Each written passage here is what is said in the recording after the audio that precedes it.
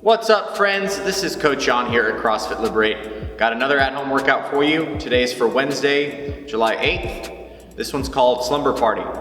So we have a longer workout today, something in the range of 15 to 30 minutes, combining some weightlifting, some gymnastics, and then some monostructural work in our running. Now, it's 2 rounds, nice long piece, but because of the way this workout is structured, we should be able to minimize rest between all these different parts because you're hitting different parts of the body the whole way through the workout.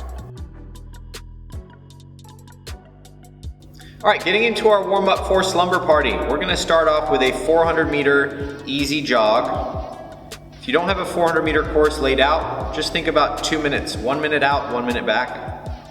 Then we'll go into 30 seconds each of a Spider-Man stretch.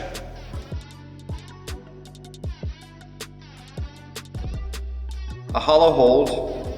And you can bend one knee or both knees to achieve that hollow shape. 30 seconds of an odd object strict press. Then inchworm to push up, making sure you keep those arms straight.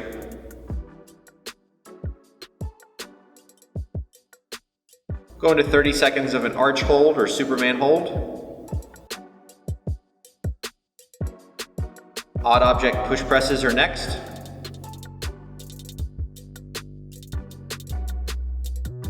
Then 30 seconds of shoulder taps. Then we'll take some nice slow controlled air squats. And finally, odd object push jerks. For our mobility work today, we're gonna hit 40 seconds each side of a pec stretch on the wall. Make sure that arm stays nice and locked out and perpendicular to the torso.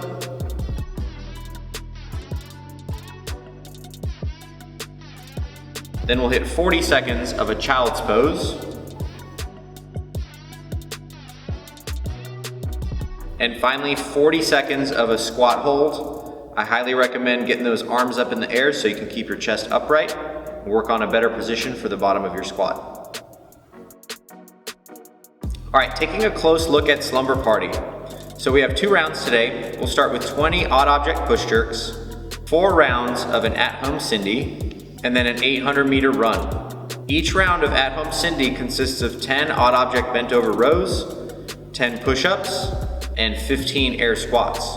So this medium to long range workout combines gymnastics, weightlifting, and monostructural components. The mix of movements, while challenging, allows for minimum rest over the 2 rounds. The rest is minimal due to the odd object weight, the constant rotation of muscle groups in at-home Cindy, and the nature of running. Intended time range for this workout is between 15 and 30 minutes. For the push jerks, choose a light to moderate weight for your odd object that you can complete for 20 plus reps unbroken when fresh. Within the workout, we're looking for these 20 reps to be cleared in 1 to 3 quick sets. The odd object will start on the ground and you'll clean it into the front rack for the first rep of each set. These should be completed as push jerks instead of push presses. You must receive the weight overhead with a slight knee bend. For at-home Cindy, we're aiming to spend 1 to 1 minute 15 on each round.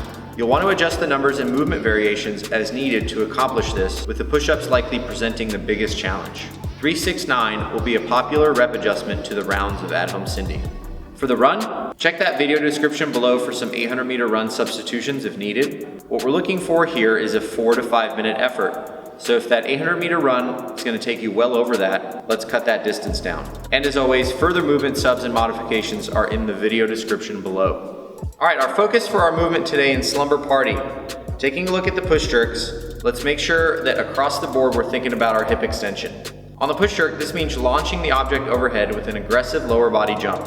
With push-ups to follow, we don't want to rely on the upper body to do most of the work. You want to think about getting tall before you get small. This means we want to jump as hard as we can before dropping quickly under the weight. For at-home Cindy, let's think about the eyes. On all 3 of our movements here, let's focus on maintaining a neutral gaze. Where the eyes go, the rest of the body tends to follow. When we look to the ground in the air squat, we are more likely to drop the chest and pull ourselves out of a good position. Keeping the eyes forward will be a conscious effort today in this movement. Find a spot across the room to focus on. This goes for the row as well. When the eyes look too far up, we tend to overextend the back. And when the eyes look down, we round the back. Like the air squat, find a spot across the room to focus on. In the push-up, we want to look straight down at the ground. When the eyes and chin rise, we're more likely to drop the hips to the floor and overextend the lower back. Keep the head and eyes neutral to maintain a straight line from head to toe. And finally, on our run, you want to think about no hip extension. Hip extension typically happens when we try to push through the ground with the bottom leg. This can cause a braking effect with the leg in front of the body, which can slow us down and put strain on the knees. Pulling the foot up instead of pushing away can help prevent hip extension and lead to more efficient running. All right, so this long 2-round workout is gonna be a great test of pacing. What we're looking for is round 1 and round 2 to be within 10 to 20 seconds of each other in terms of how long they took you. So when you get back from that first 800-meter run, check that clock, note your time, and then simply just try to double that for your total finish time with how you push through that second round. So coming off that run and getting into the push jerks, we want to try to push for some really big sets.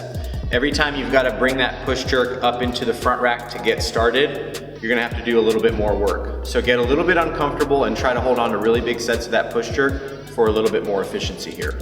And finally, with our at-home Cindy, the most challenging movement in this 3-part Cindy is going to be the push-up. So what I recommend is breaking that up right from the beginning into 2 sets and thriving a little bit better within that Cindy format. Now, when you get into the air squats, you can use the air squats to kind of control your breathing, get yourself back together to go into the next few movements. If you need a little bit more breaks for the push-ups, just slow down those air squats. You'll have a little bit more recovery time heading back into those push-ups.